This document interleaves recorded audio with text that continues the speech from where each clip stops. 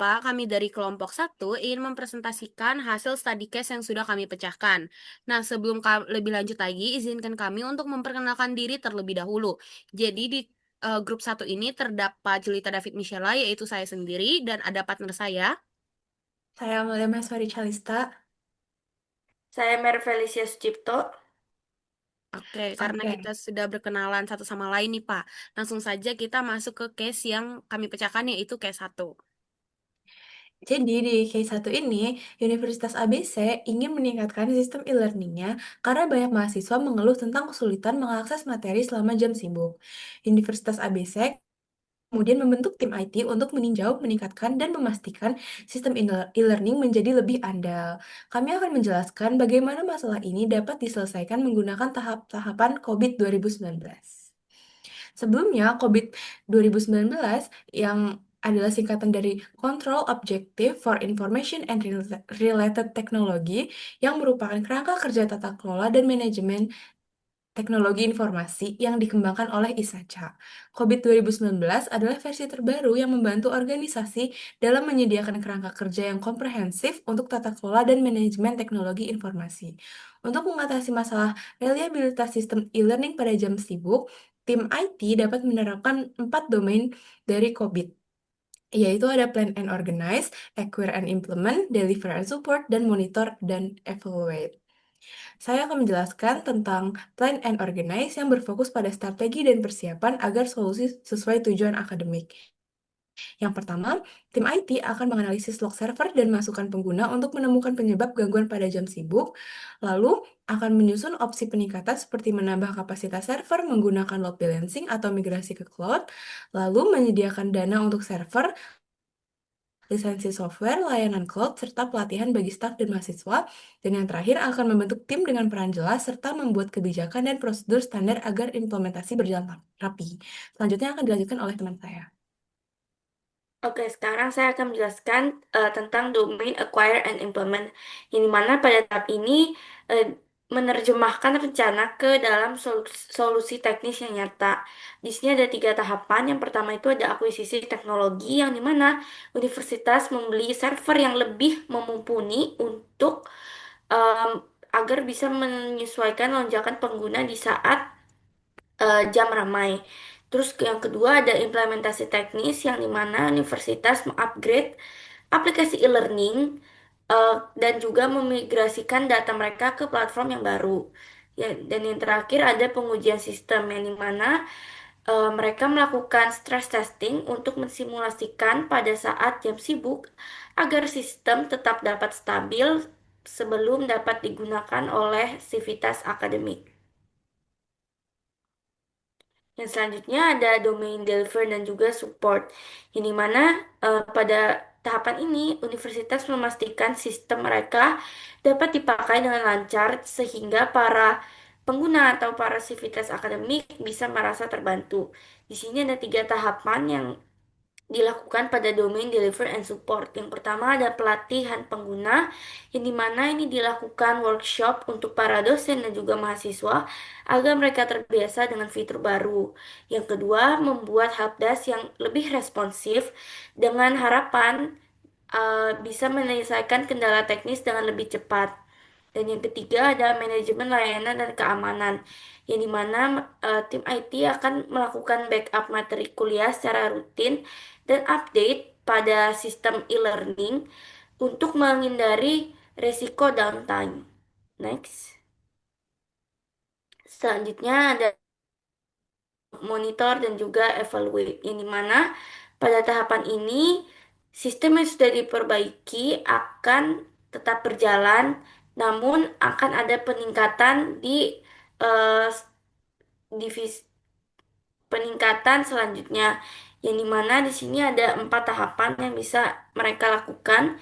Yang pertama ada mentoring pertama, yang dimana dilakukan pemantauan CPU, memori, dan juga uptime server dengan dashboard yang real time untuk mendeteksi masalah dengan lebih cepat.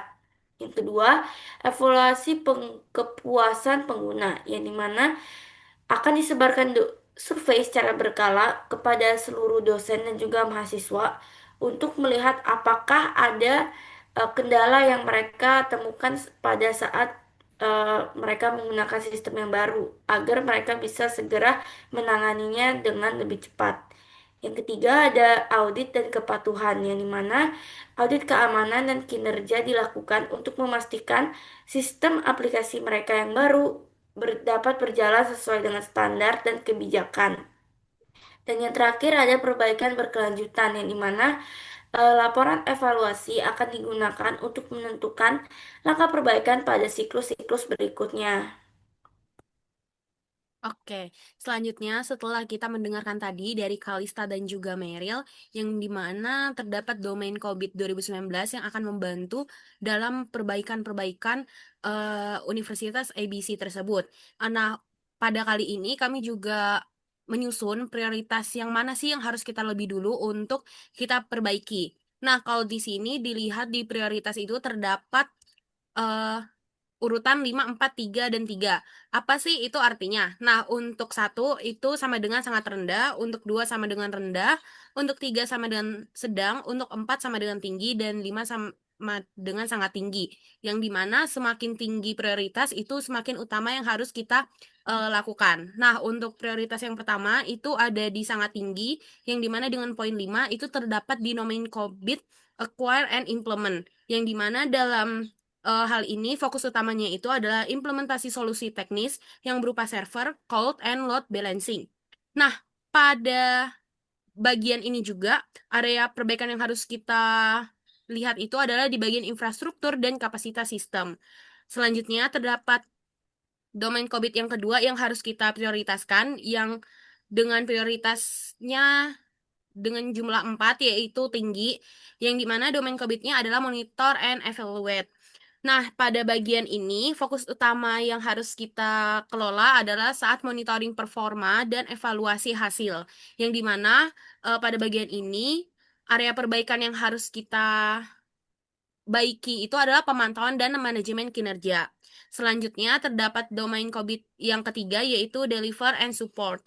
Yang dimana pada bagian ini prioritasnya itu adalah 3 dengan nilai sedang, yang dimana fokus utama pada domain tersebut adalah bagaimana layanan help desk tersebut dapat membantu para Universitas ABC itu untuk pelatihan dan backup data, yang dimana area perbaikannya itu adalah dukungan dan pelatihan pengguna. Selanjutnya terdapat domain yang terakhir yaitu plan and organize, yang dimana prioritasnya itu adalah 3 sama dengan sedang. Nah, pada tahap domain ini, fokus utamanya itu terdapat di strategi peningkatan dan alokasi anggaran TI. Nah, pada bagian ini juga, area perbaikan yang harus kita lihat itu adalah di bagian perencanaan dan anggaran TI-nya sendiri. Nah, ini merupakan prioritas-prioritas yang harus kita perhatikan saat kita ingin memperbaiki sistem yang terdapat di Universitas ABC. Next. Oke, secara keseluruhan, setelah tadi dipaparkan juga untuk apa saja yang sudah kita lakukan dan bakal diimplementasikan nanti saat penerapan solusi-solusi tersebut. Jadi pada bagian ini terdapat akar masalah utamanya, yaitu ketidakmampuan sistem e-learning menangani lonjakan akses saat jam sibuk. Dengan melalui domain-domain yang telah disebutkan tadi, diharapkan universitas tersebut dapat melakukan peningkatan infrastruktur seperti penambahan kapasitas server, penerapan load balancing, and migrasi ke cloud agar sistem lebih handal dan scalable. Nah, dengan melalui implementasi tersebut, diharapkan dapat lebih efektif juga dan pengujian menyeluruh dengan ABC University mampu memastikan e-learning berfungsi optimal tanpa mengganggu aktivitas akademik.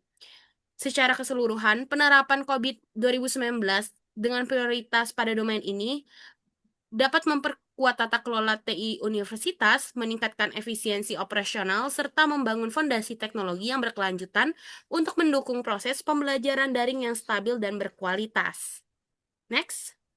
Oke, sekian presentasi dari kelompok 1. Maaf jika ada kesalahan kata, kami ucapkan terima kasih.